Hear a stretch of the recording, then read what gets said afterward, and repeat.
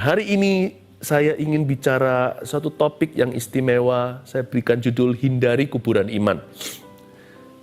Diambil dari perikop cerita kebangkitan Yesus di hari Minggu pagi itu. Kita lihat di Lukas pasal yang ke-24. Di bahasa Indonesia, Lukas 24 itu nggak dimulai dari ayat 1 di perikop kebangkitan Yesus itu dimulai dari ayat pasal sebelumnya, tapi ayat terakhir 56b. Memang agak unik sih, tapi saya akan baca dari sana ya. Hindari kuburan iman.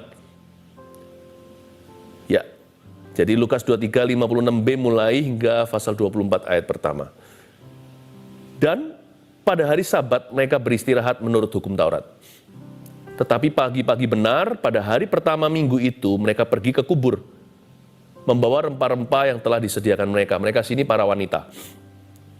Mereka mendapati batu sudah terguling dari kubur itu. Ulang lagi di ayat 56b tadi. Dan pada hari Sabat, mereka beristirahat menurut hukum Taurat. Itu hari Sabtu. Hari Sabtunya orang Yahudi, hari Sabtunya kita juga.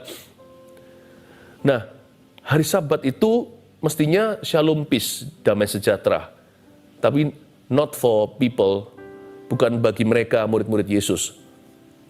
Waktu itu suasananya cukup mencekam, karena Yesus mati itu dieksekusi. Dan orang-orang Kristen, istilahnya zaman itu, dianiaya.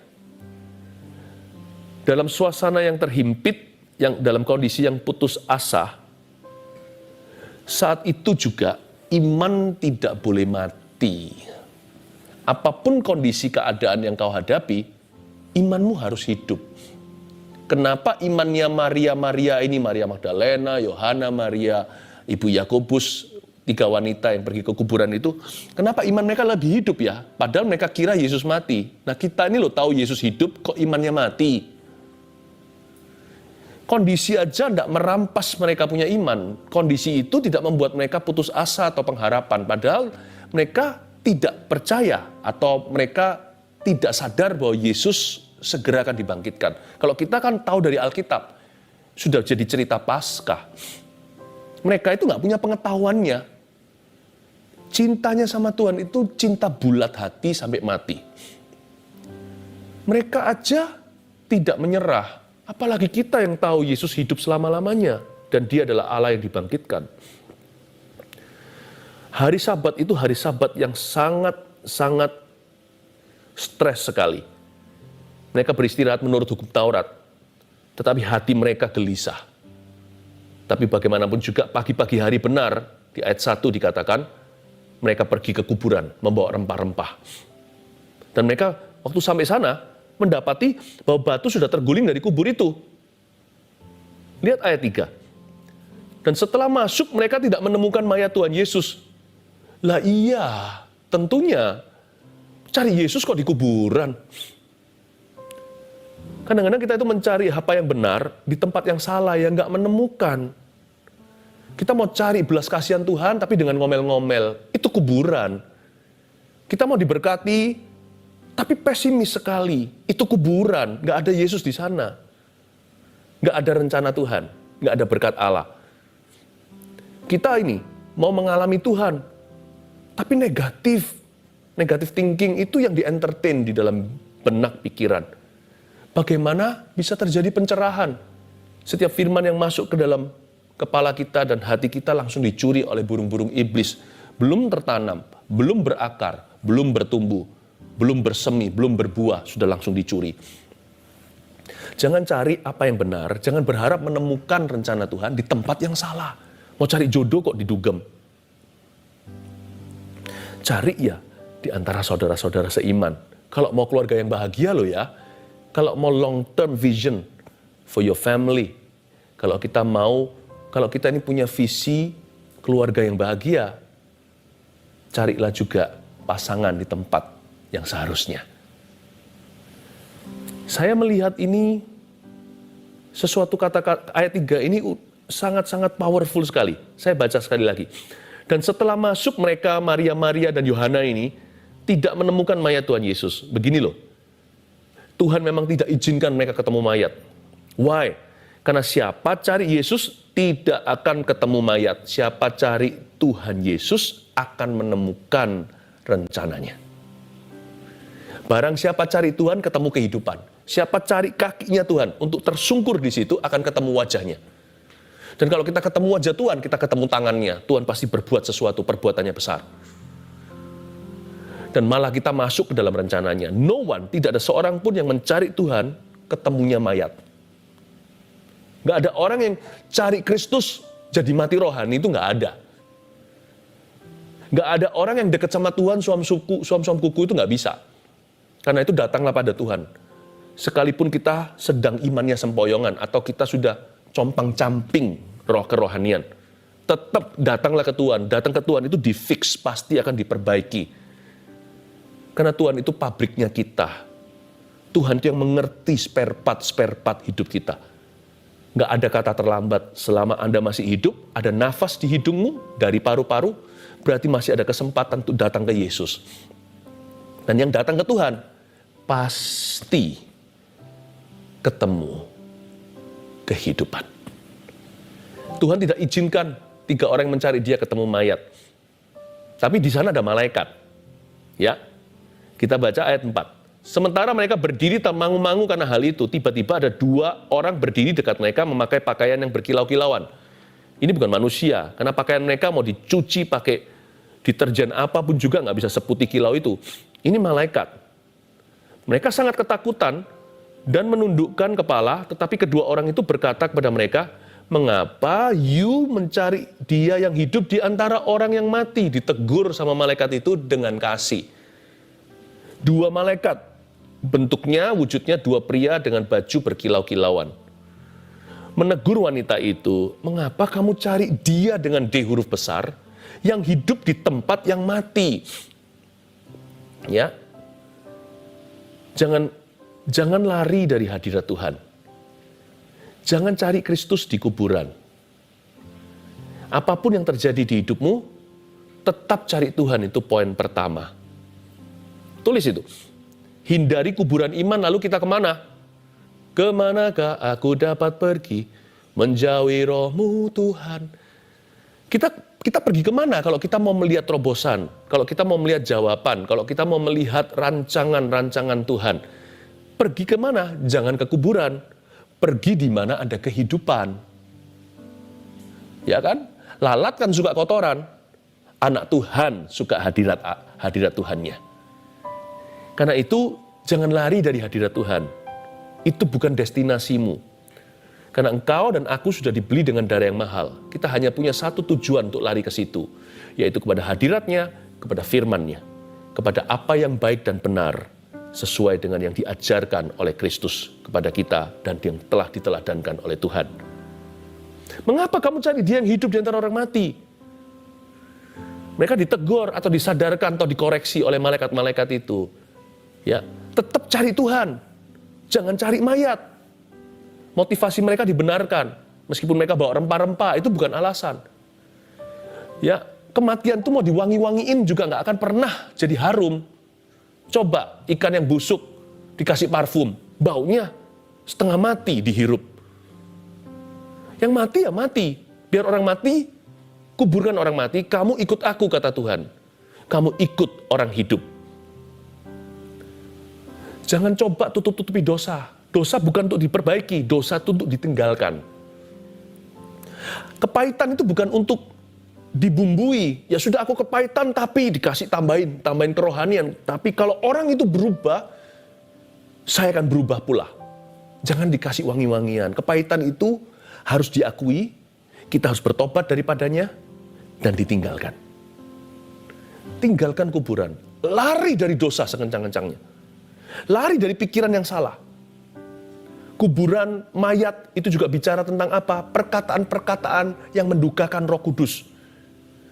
Beberapa orang suka mengucapkan kalimat-kalimat yang membuat hati Tuhan duka. Seperti saling menghakimi. Atau kadang-kadang kita bisa bercanda di luar batas. Atau bisa jadi kita mengucapkan sesuatu yang seolah-olah menantang Tuhan dan mencobai Dia. Kalau Anda menyadari Anda pernah ngomong sesuatu lalu Anda menyesal, perasaan gak enak, Tuhan itu gak marah kok. Tapi akui aja di hadapannya dan katakan, ampuni aku lancang bicara. Apalagi kalau perbuatan-perbuatan kita yang sungguh-sungguh melanggar firman Allah. Itu kuburan semua. Itu mayat di dalamnya. Di dalamnya ada bangkai. Tinggalkan dari hidupmu itu. Tanggalkan dosa dan beban yang merintangi. Berlari pada tujuan. Tetap cari Tuhan. Apapun terjadi di hidupmu, tetaplah cari wajahnya. Tapi mungkin Anda bisa bertanya, kenapa Tuhan taruh malaikat ya di kuburan ya? Katanya nggak boleh cari Tuhan di kuburan. Tapi Tuhan tahu pasti ada orang-orang yang kesasar ke situ. Pasti ada insan manusia yang tersesat ke sana. Salah tempat. Makanya Tuhan itu baik ya, dikasih 2 malaikat. Tapi kalau Anda mau ketemu Yesus secara pribadi, bukan hanya malaikat saja, jangan ke kuburan, ke firman. Semua yang benar, yang mulia, yang kudus, layak didengar, yang patut dipuji, yang disebut kebajikan, pikirkan semua itu. Nah, itu adalah kebangkitan. Pikiran yang terbalik dari itu, yang negatif, yang pesimis, yang menghakimi, yang ngomel melulu, yang gak pernah percaya, yang kita merasa lebih pintar dari Tuhan, kecewa sama yang Maha Kuasa, itu semuanya adalah belongs to death, atau adalah kematian. Hati-hati ya, jangan pegang kematian kalau Anda mau mengalami kuasa kebangkitan. Tuhan taruh malaikat di sana. Tapi saya sih nggak puas, saya nggak kagum sih wanita-wanita ini ketemu sama 2 orang pria berkilau-kilauan. Harusnya mereka ketemu Yesus. Ya, sekalipun banyak orang kesaksian waktu dia lagi down, ngalami sesuatu pertolongan Tuhan, puji Tuhan. Tetapi setelah Anda dibangkitkan, ayo bangun hidupmu di atas dasar imanmu yang kudus. Jangan jatuh bangun melulu. Cari Tuhan, tetap cari Tuhan, terus cari Tuhan, bangun terus di atasnya. Ya. Ayat yang ke-6. Ia tidak ada di sini. Malaikat itu berkata begini, dan ia telah bangkit. Ingatlah apa yang dikatakannya kepada kamu ketika ia masih di Galilea. Garis bawahi kata itu, ingatlah apa yang dikatakannya kepadamu. Yaitu ayat 7, bahwa anak manusia harus diserahkan ke tangan orang-orang berdosa dan disalibkan dan akan bangkit pada hari yang ketiga. Itu intisari Injil juga. Ayat 8, maka teringatlah mereka akan perkataan Yesus itu. Dan setelah mereka kembali dari kubur, mereka menceritakan semuanya itu kepada ke-11 murid, mestinya 12 minus Yudas, dan kepada semua saudara yang lain. Perempuan-perempuan itu ialah Maria dari Magdala atau Maria Magdalena, dan Yohana, dan Maria ibu Yakobus. Dan perempuan-perempuan lain juga yang bersama-sama dengan mereka memberitahukannya kepada rasul-rasul. Ayat 6 bunyinya begini. Ingatlah apa yang dikatakannya kepada kamu. Malaikat mengingatkan. Ayat 8, sungguhan mereka ingat perkataan Tuhan. Maka teringatlah mereka akan perkataan Yesus itu. Lalu setelah mereka kembali dari kubur, mereka sadar Yesus tidak di situ. Kuburnya sudah kosong. Kalau mau ketemu Tuhan, malah harus ke Yerusalem. Ya kan? Di dalam rencana Tuhan. Kan Tuhan bilang dari dulu, tunggu aku di situ sampai kamu dipenuhi oleh Roh Kudus. Aku sudah nggak ada di kuburan. Aku sudah ada di ladang misi. Aku sudah ada di dalam ladang responsibility. Aku sudah ada di dalam medan tanggung jawabmu. Aku ada di dalam keaktifanmu. Bukan hanya imannya aktif, hidupnya aktif juga. Ya, aku tidak ada di dalam roh mengasihani diri sendiri. Aku sedih, duduk sendiri, ambil tali, mau bunuh diri, tutup pintu. Sendirian di situ meratapi nasib. Aku tidak ada di sana. Keluar dari kamarmu. Bergaul dengan baik dan benar. Ya kan? Cari pertolongan. Cari anak-anak terang. Lakukan tanggung jawabmu. Kalau memang perlu masak, rapi-rapiin rumah. Jikalau ibu rumah tangga. Kalau yang sekolah, jangan bolos, jangan drop out. Karena itu tanggung jawab panggilanmu sebagai mahasiswa. Kalau bekerjalah sungguh-sungguh. Ya, aku sudah ada di dalam keramaian Yerusalem. Aku sudah ada dan berada persis di tengah-tengah aktivitimu. Dalam kegiatan sehari-harimu. Aku ada di situ. Cari aku di sana. Kamu akan temukan. Jangan cari di ratapan. Ya, Maka teringatlah mereka akan perkataan Yesus. Dan setelah mereka kembali dari kubur nih wanita-wanita, mereka langsung menceritakan semuanya. Mengingat saja nggak cukup, mereka ceritakan. Poin nomor 2, gimana hindari kuburan. Bukan hanya tetap cari Tuhan. 2, perkatakan firman. Acquire the habit of quoting and memorizing scriptures for yourself. Mulai adopsi sebuah kebiasaan baik untuk menghafal. Hafal seluruh Alkitab sih nggak bisa, tapi hafal ayat-ayat yang berguna, yang bisa langsung di luar kepala. Meskipun nanti ada banyak ayat kita nggak hafal, tapi kita tahu kira-kira di mana kita buka lagi, jadi ingat kembali. Tapi biasakan adopsi sebuah gaya hidup yang suka mengingat scriptures atau firman, sehingga bisa quote atau sehingga bisa mencetuskannya, atau bisa bukan untuk menggurui orang lain, tapi kau gunakan untuk dirimu sendiri. Quoting the scriptures atau bisa mengutip ayat-ayat. Apalagi ketika kita masuk pencobaan. Yesus di padang gurun, ingat. Setan pakai ayat juga, tapi Yesus yang punya ayat. Yesuslah firman. Dia berkata, ada tertulis, ada tertulis. Nggak bisa apa-apa tuh setan. Itu yang disebut dengan ayat emas. Waktu kita sekolah minggu zaman dulu, yang Kristen dari dulu ya, selalu guru memberikan gini. Ayat emas hari ini apa? Temukan ayat-ayat emasmu. Bukan pilih-pilih firman, kalau baca ya teratur, Kejadian sampai Wahyu. Tetapi ada ayat-ayat yang merema, yang melompat, ayat-ayat kangguru di dalam hatimu. Perkatakan firman. Hindari kata-kata perbicaraan yang tidak perlu, pertikaian atau silat kata semata-mata. Hindarilah gosip, fitnah. Hindari yang gitu-gitu. Hati-hati gunakan lidah, karena lidahmu itu kehidupan. Jangan sampai lidahmu jadi kematian. Kalau lidah kita itu kehidupan menjadi kematian, betapa matinya kerohanianmu. Mata kita ini terang tubuh. Nah kalau mata kita ini gelap, betapa gelapnya terangmu. Makanya ada orang-orang gak bisa tahan nafsu. Karena dia melihat melulu. Yang dia lihat gak keruan. Gimana dia bisa tahan? Karena mata adalah jendela tubuh. Nah, lidah itu pewarna sifat. Lidah itu adalah atmosfer jiwa kita.